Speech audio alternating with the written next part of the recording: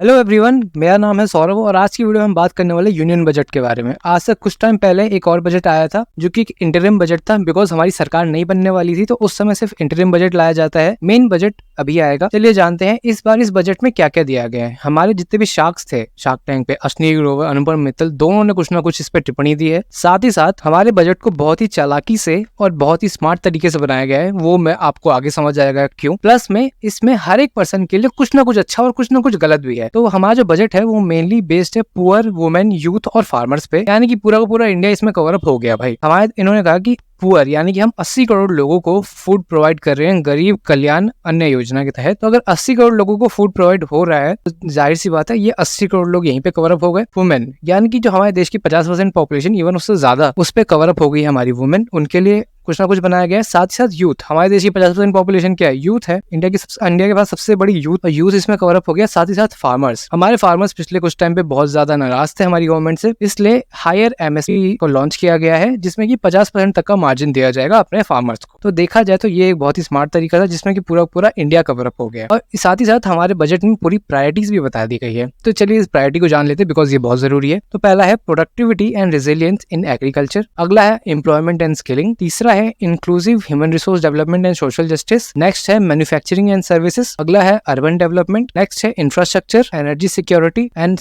आठवां है innovation, research and development and the last is next gen reforms. देखा जाए तो आगे के बजट इस पे ही होंगे, आने वाले जितने भी कुछ बजट होंगे वो इसी पे बेस्ड होंगे।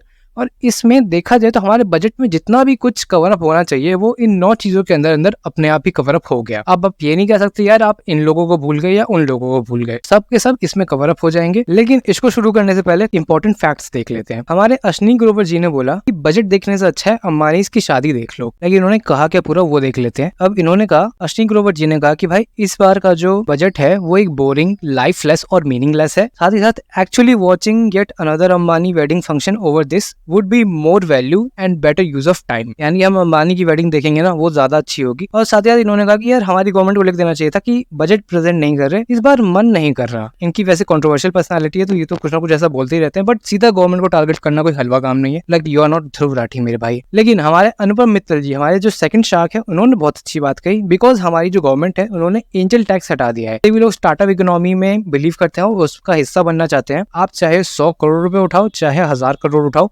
चाहे 10 करोड़ उठाओ, आपको एंजल टैक्स नहीं देना है, जो कि एक्चुअली में बहुत अच्छी बात है हमारे बजट के लिए और हमारे स्टार्टअप इकोसिस्टम के लिए।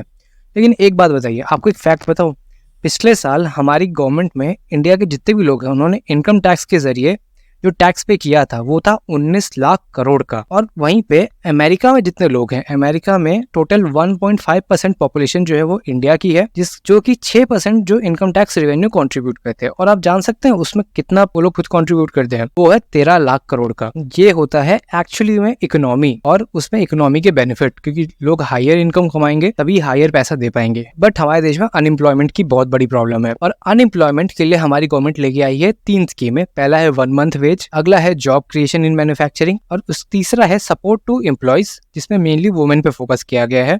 जिसमें कि उन्होंने कहा कि हम वर्किंग वुमेन हॉस्टल्स बनाएंगे ताकि जो वुमेन जो दूर रहती है अपने घर से, उनको वर्किंग करने में ज्यादा दिक्कत ना हो। साथ ही साथ जितने भी हमारे जॉब क्रिएशन है हम टोटल अगले आने वाले 5 सालों में 20 लाख यूथ को नौकरी देंगे। साथ ही साथ स्किलिंग लोन इन्होंने प्रोवाइड की है, और उसके साथ जितनी भी मैन्युफैक्चरिंग सेक्टर है उसमें 30 लाख यूथ को नौकरियां मिलेगी। हालांकि गवर्नमेंट हर बार कहती है इस बार होगा, ये देखते हैं होगा या नहीं होगा। लेकिन जो मेरी ऑडियंस है यूट्यूब पे वो 2 तरह की ऑडियंस है, एक है 25 से नीचे, अगली है 25 के ऊपर। तो इन दोनों के लिए कुछ ना कुछ आया हुआ है। चलिए जानते क्या।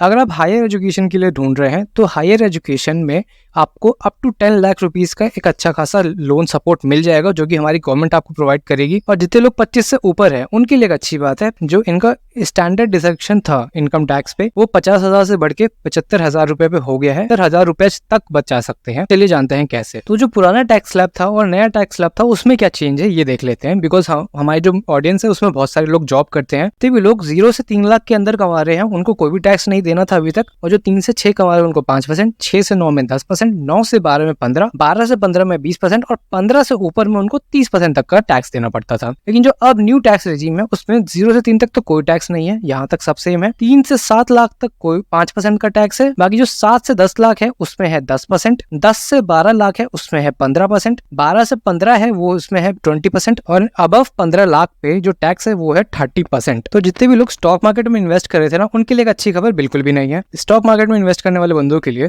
जो भी शॉर्ट टर्म कैपिटल गेन था, यानी कि जब 1 साल से ज्यादा आप होल्ड करते हो, वो था 10% का, जिसमें कि अब इंक्रीमेंट हो गया 12.5% का, क्योंकि गवर्नमेंट अब समझ गई कि भाई लोग इन्वेस्ट कर रहे हैं तो अब पैसा लगा देना चाहिए। और साथ ही साथ जो शॉर्ट टर्म था उसमें अलग ही कमाल हो गया, पहले था वो 15% का, अब गवर्नमेंट ने कहा कि यार लोगों को जल्दी होती, जल्दी अमीर बनना होता तो वो जल्दी पैसा भी निकाल लेते हैं, तो एक काम करते हैं उसको 15 से बढ़ा के 20% कर देते हैं। लोग अपनी हरकतें थोड़ी ना बदलेंगे, तो हम बदल देते हैं। साथ ही साथ ऊपर की कुछ चीजें देख लेते हैं। हमारी गवर्नमेंट में इस पे इस बार इंफ्रास्ट्रक्चर में जैसे कि 26,000 करोड़ का बजट अनाउंस किया गया, जिसमें कि न्यू एयरपोर्ट, मेडिकल कॉलेजेस और आगे और भी इंफ्रास्ट्रक्चर बनाए जाएंगे। साथ ही साथ हमारा जो नॉर्थ ईस्ट है, यानी कि नॉर्थ ईस्ट पे 100 इंडिया पोस्ट बैंक खुलेंगे ताकि जो बैंकिंग फैसिलिटी है वो और ज्यादा रेगुलेट हो पाए। और साथ ही जितने भी हमारे MSMEs हैं उनके लिए, जो स्मॉल मैन्युफैक्चरिंग बिजनेस है, उनके लिए मशीनरी परचेज करने के लिए और बाकी कामों के लिए विदाउट कोलेट्रल एक 100 करोड़ रुपए का फंड अनाउंस किया जाएगा, जो कि रिड्यूसिंग बैलेंस में उनको लोन प्रोवाइड किया जाएगा। और 100 करोड़ रुपए का एक कवरअप है ताकि जो हमारे MSMEs हैं उनको एक अच्छा बेनिफिट मिल पाए और वो लोन खरीद पाए। इसमें ट्रांसपेरेंसी है कहाँ पे, ये मैं चाहे गवर्नमेंट के लिए पूछना चाहता हूँ या फिर किसी के पास भी आइडिया है तो वो मुझे कमेंट में बताइए। अगर मैं बैंक के पास जाता हूँ, मैं कहता हूँ कि भाई मुझे इतना लोन चाहिए विदाउट कोलेट्रल, क्योंकि हमारी गवर्नमेंट ने हमें अलाउ किया है, और बैंक अगर मना कर देता है तो मुझे क्या करना है, बिकॉज यार मेरे पास अगर थोड़ी बहुत नॉलेज भी है, हर एक के पास थोड़ी ना है। तो चलिए आज की वीडियो यहीं पे खत्म होती है, क्योंकि यार आप अंधेरे कमरे में बैठ के क्या देखते हो वो शेयर नहीं हो सकता, लेकिन बजट की वीडियो हमेशा शेयर हो सकती है। जाते जाते इस चैनल को सब्सक्राइब कीजिए, हम मिलते हैं अगली वीडियो में।